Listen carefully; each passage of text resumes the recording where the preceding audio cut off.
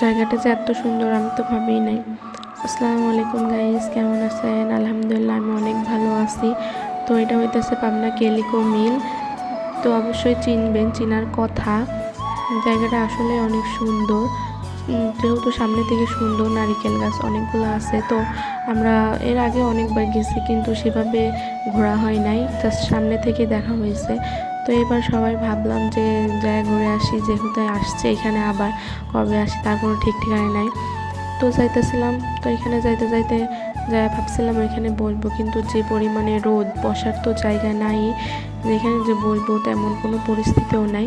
তো এখানে যাইতেছিলাম, তো একটা লোককে দেখি যে ফুল নিয়ে আসতেছে, শাপলা ফুল। তো আমাদেরও তো আগ্রহ জাগলো, তো আমরা বুঝলাম যে টেলিকম মিলের ওই পাশে হয়তো বা পাবো। তো আমরা যাইতেছিলাম, তবুও আমাদের অত একটা আশা ছিল না যে আদৌ এখানে পাবো নাকি, কারণ এর আগে তেমনভাবে আমাদের টেলিকম মিলের মধ্যে ঢোকা হয় নাই। তো এবারে ফার্স্ট আমরা ঢুকতেছি।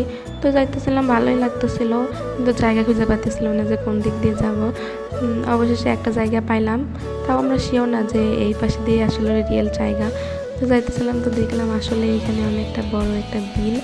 ভালোই লাগতেছিল যখন ফুলের দেখা পাইলাম, কিন্তু ফুলের দেখা পাইলে তো হবে না, জায়গায় তো নামতে হবে পানিতে, পানি অনেক ছিল।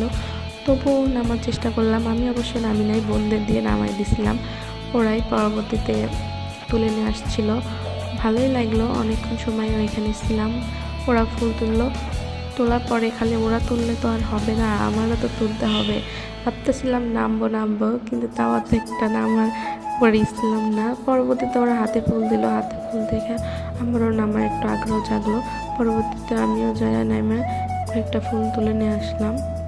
তো এই জায়গাটা এমন সবসময় পাওয়া যাবে না, বর্ষাকালে পাওয়া যাবে। যখন পানি থাকবে তখন এইখানে বসে থাকার আসলে একটা মজাই আলাদা। তো এই পাশে একটা বসার মতো জায়গা ছিল, তো এখানে চলে আসছিলাম, খুব ভালো লাগতেছিল। তো ফুল তুললে তো হবে না, গাছরাও বানাইতে হবে, ছবিও তুলতে হবে।